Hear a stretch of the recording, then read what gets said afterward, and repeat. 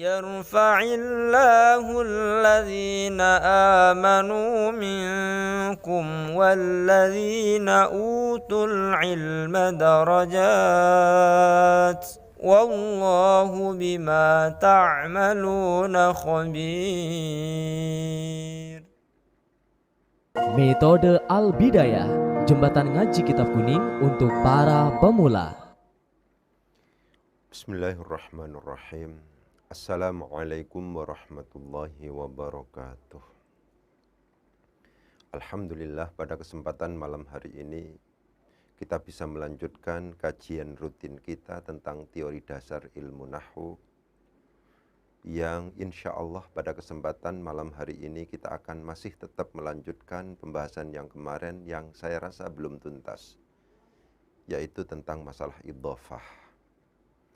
Namun sebelum kita lebih lanjut membahas tentang masalah itu, marilah terlebih dahulu kita membaca Al-Fatihah bersama-sama dengan sebuah harapan agar Allah memberikan kemudahan dan kelancaran kepada kita semuanya. Al-Fatihah. A'udzu billahi minasyaitonir rajim. Bismillahirrahmanirrahim. Alhamdulillahirabbil alamin. Arrahmanir rahim. Maliki yaumiddin. Iyyaka na'budu wa iyyaka nasta'in. Ihdinas siratal mustaqim. Suratul ladzina an'amta 'alaihim ghairil maghdubi 'alaihim waladdallin.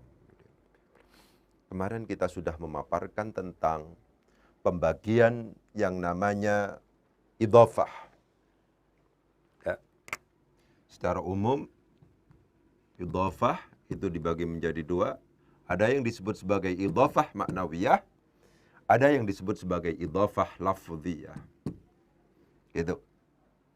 Apa itu idhofah lafziyah? Apa itu idhofah maknawiyah? Idhofah maknawiyah itu adalah idhofah yang mengira-ngirakan arti dari huruf jar. Bisa jadi yang dikira-kirakan adalah li, seperti yang kemarin kita tegaskan. Bisa jadi min, bisa jadi fi. Ya.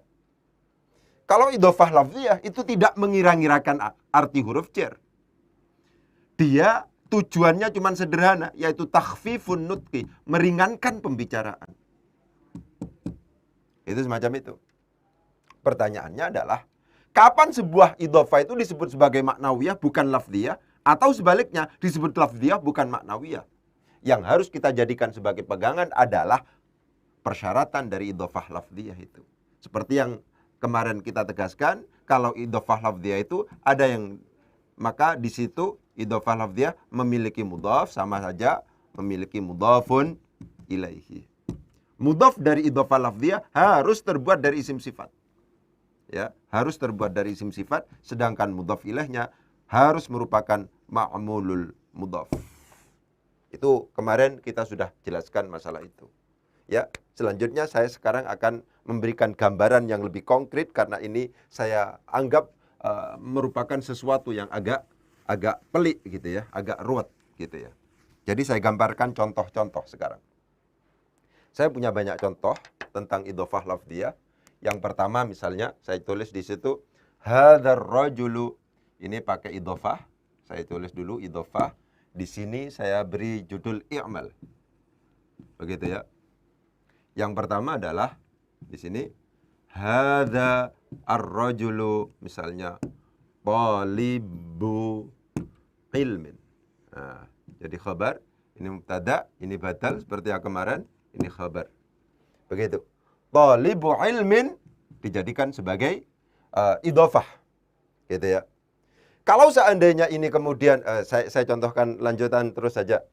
Ra'aitu misalnya. Ra'aitu rajulan amiron. Ra'aitu amiron nasirul mazlumi. Ini contohnya. Nah, ini contohnya. Selanjutnya adalah unsur tilmidan misalnya. Unsur. Ya, unsur. Tolonglah tilmidan, seorang murid.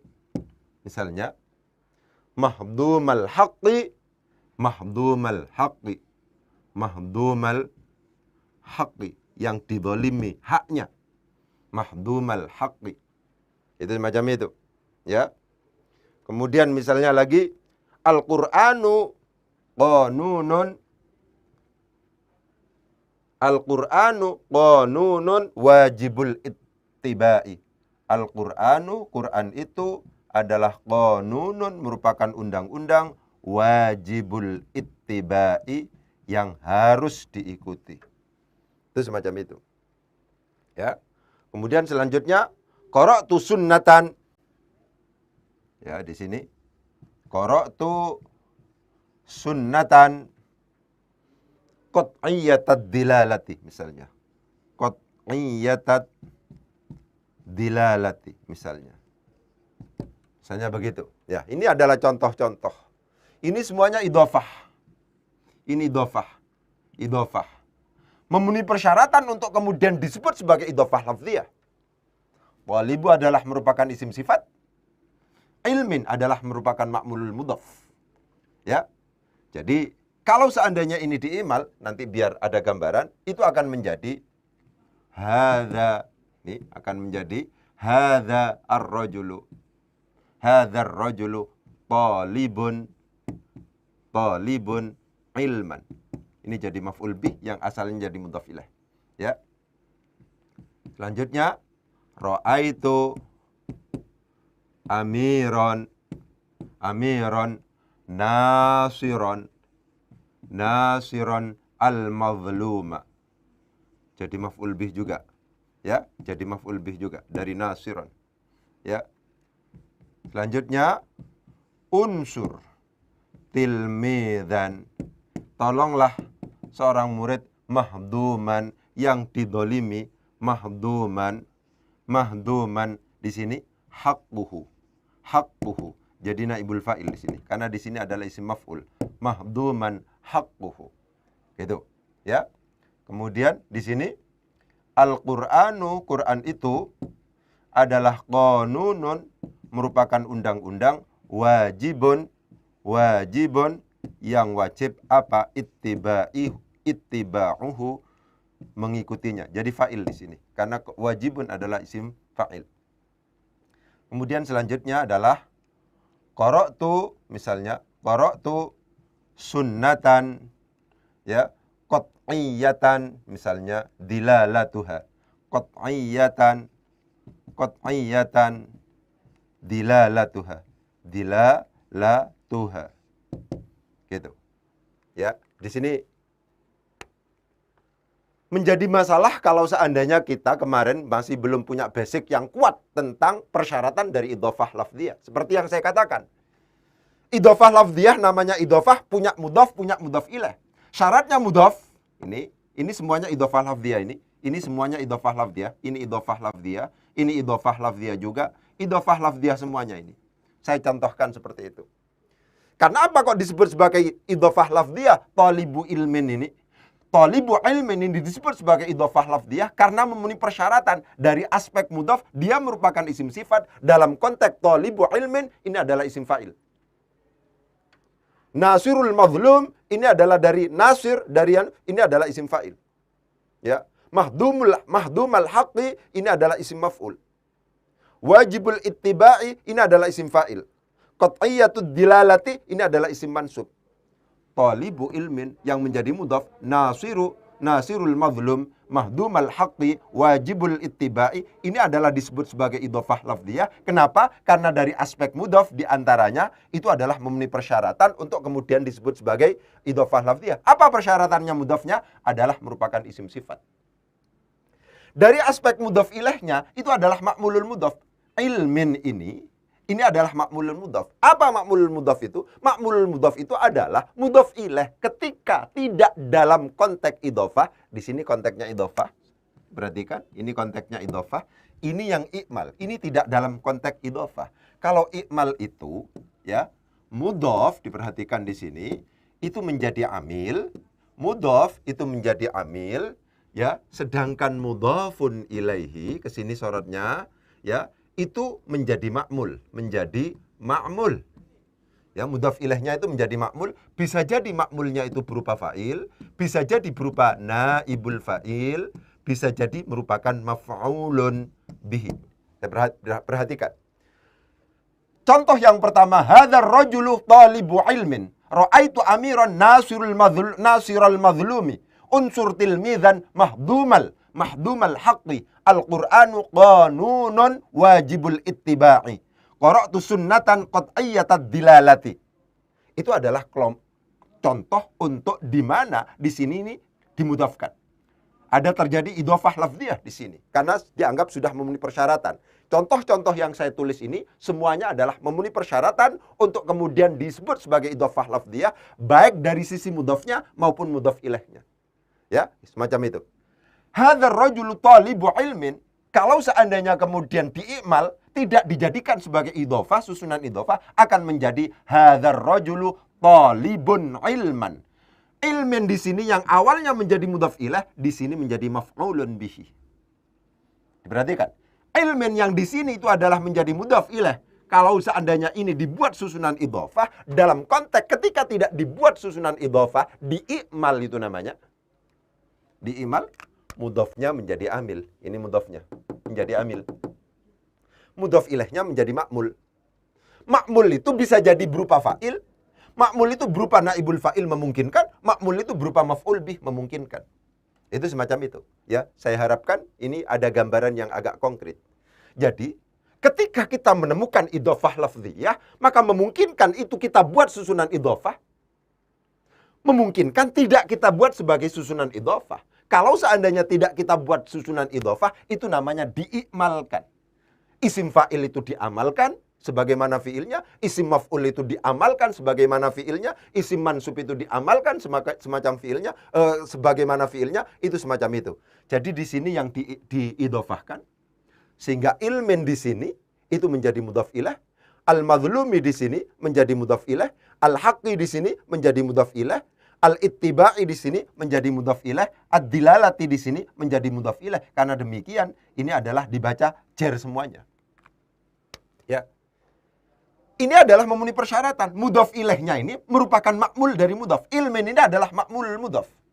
Apa ma'mulul mudhaf? Ma'mul mudhaf itu adalah sejatinya mudhaf ilaih ini merupakan fa'il, merupakan naibul fa'il, merupakan maf'ul bih dari mudhafnya. Perhatikan. Ya. Apa yang dimaksud dengan ma'mulul mudhaf itu? Ini ma'mulul mudhaf ini. Mazlum ini sejatinya, hakikatnya ini merupakan misalnya bisa jadi fa'il, bisa jadi naibul fa'il, bisa jadi maf'ul bih dari mudhafnya. Tergantung nanti. Ya, pokoknya begitu cara menerjemahkan. Al-haqqi di sini adalah ma'mulul mudhaf, mudhaf ilaih. Mudhaf ilaih ini menjadi ma'mulul mudhaf. Apa maksudnya ma'mulul mudhaf itu? Ma'mulul mudhaf itu adalah mudhaf ilaih di mana ketika tidak dalam konteks idhofah, ini tidak dalam konteks idhofah.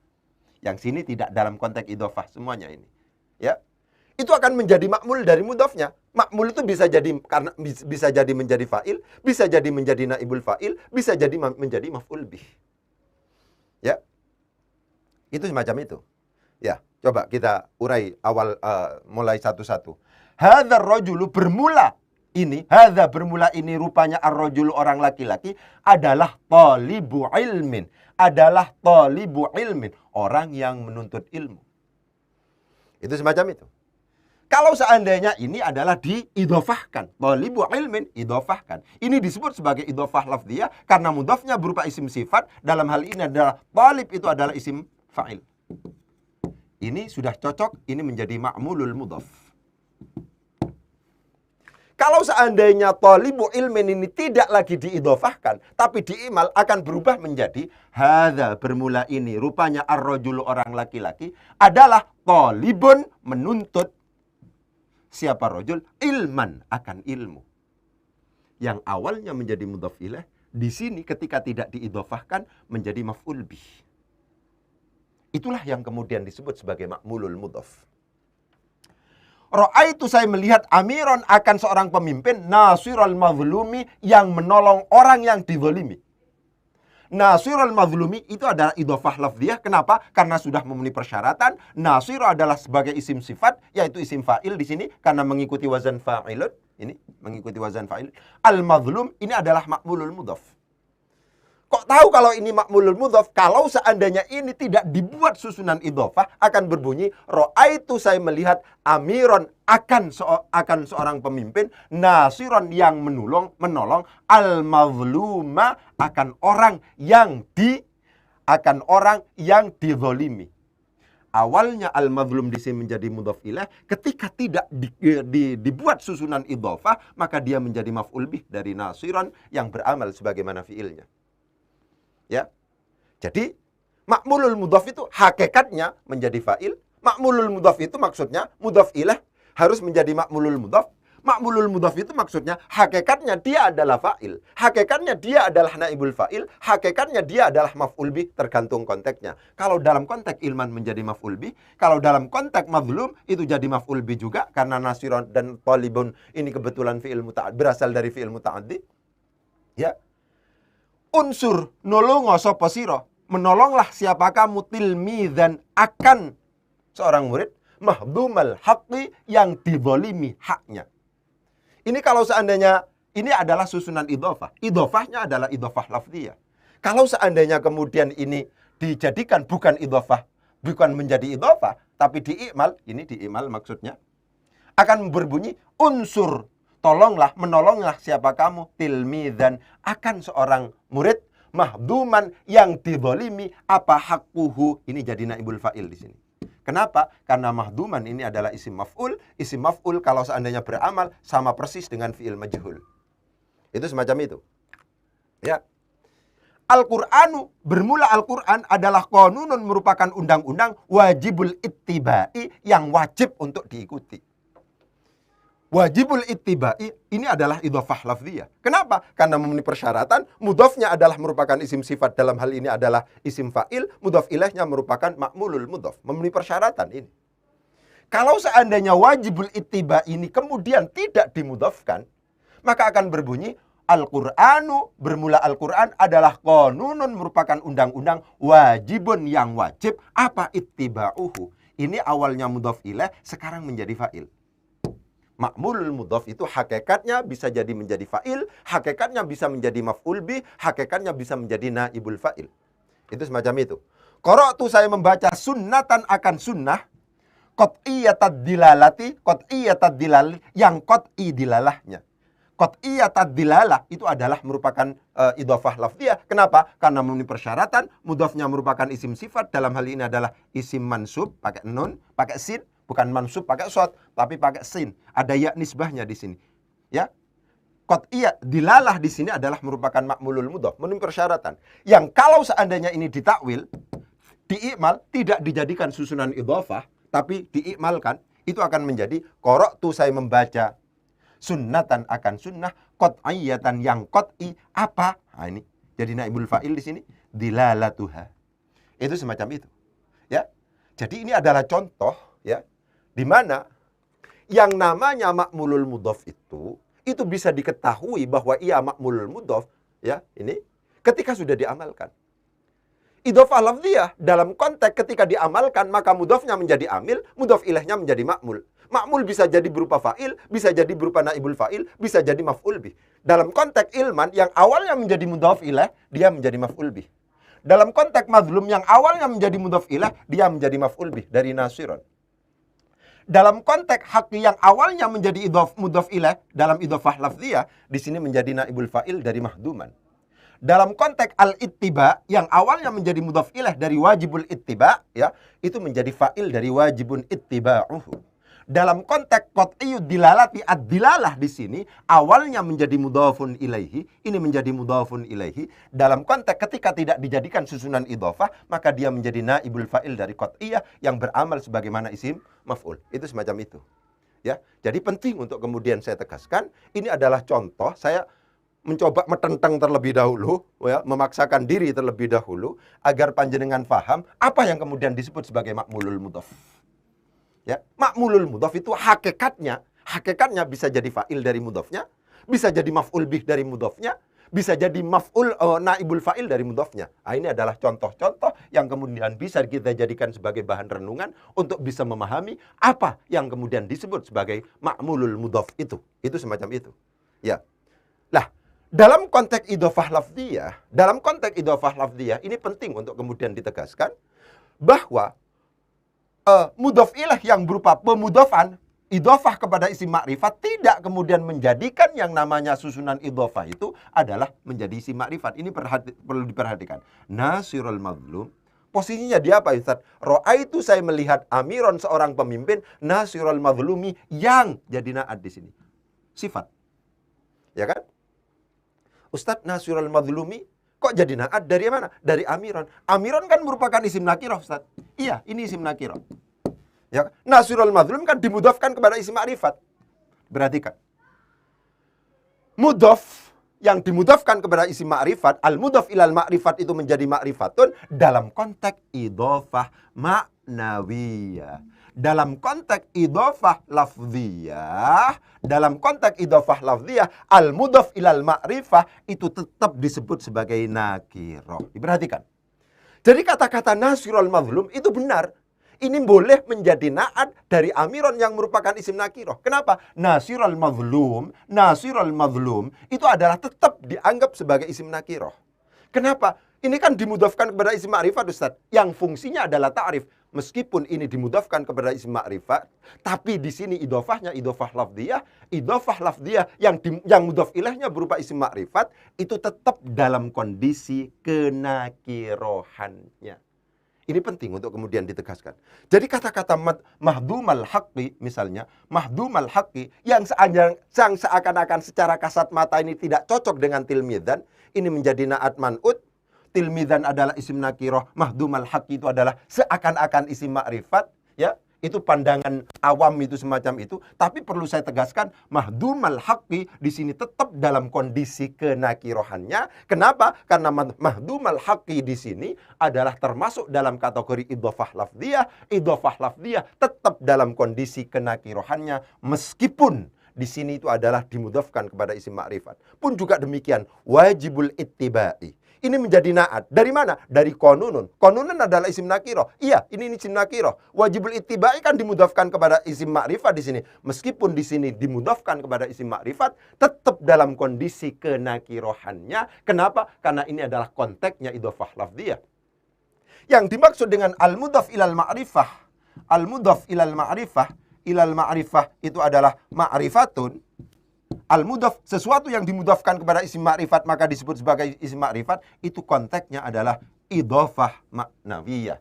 Berarti idhofah yang tidak memenuhi persyaratan sebagai idhofah lafdhiyah, mudhafnya bukan berupa isim sifat, mudhaf ilaihnya bukan merupakan ma'mulul mudhaf. Ini penting untuk kemudian ditegaskan, ya.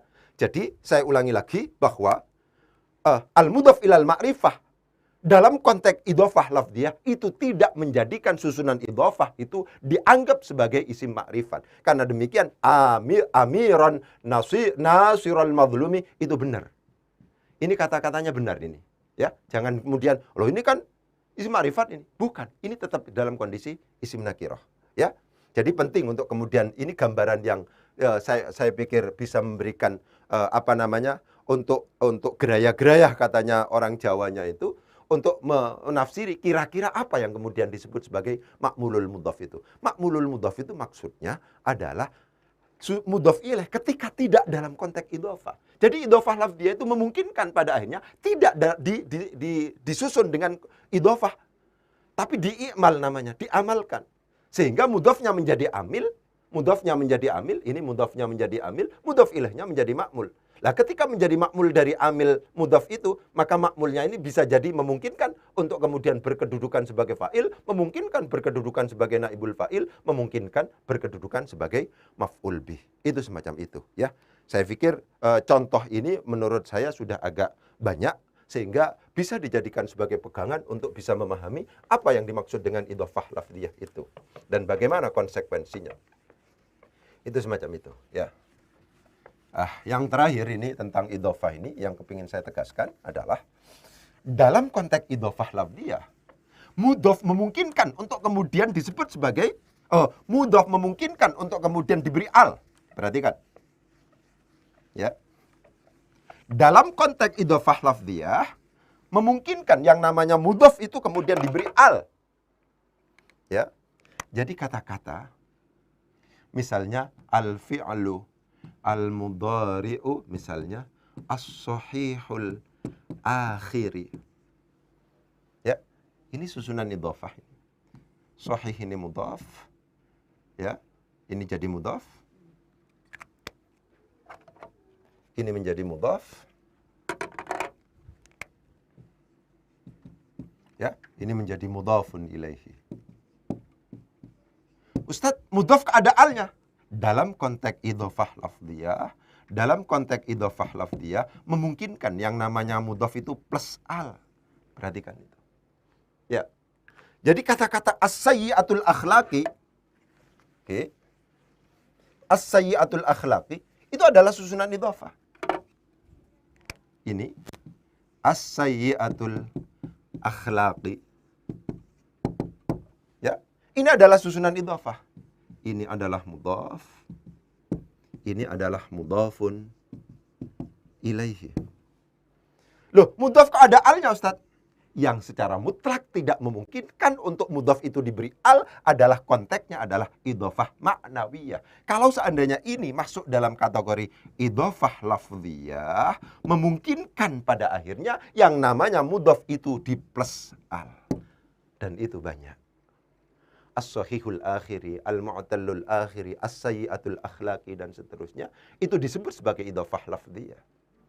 Dari mana kita tahu bahwa itu adalah idhofah lafdhiyah, bukan na'at man'ut? Seperti yang saya katakan, sering saya katakan. Diperhatikan omongan saya ini. Dua susunan kata, apakah kemudian kita anggap sebagai susunan idhofah atau kita anggap sebagai susunan na'at man'ut, itu ekstrim. Kalau seandainya yang kedua ini adalah isim sifat, maka pasti susunannya adalah na'at man'ut. Tapi kalau yang kedua ini bukan merupakan isim sifat, al-akhlaq itu bukan merupakan isim sifat. Al-akhlaq itu adalah merupakan bentuk jamak dari khuluqun, khuluqani, akhlaqun. Khuluqani, akhlaqun. Ini bukan isim sifat. Dipastikan ketika yang kedua bukan merupakan isim sifat, itu adalah susunan idhofah. Apalagi di sini adalah berupa isim sifat. Itu semacam itu. Justru yang pertama, as-sayyi'atul akhlaqi itu adalah idhofatus sifat ilal mausuf. Asalnya itu adalah al-akhlaq ke sini, al-akhlaq as-sayyi'ah. Akhlak-akhlak yang tercela, yang jelek. Itu semacam itu. Ini kemudian dijadikan sebagai mudhaf, ini mudhaf ilaih, akhirnya menjadi as-sayyi'atul akhlaqi.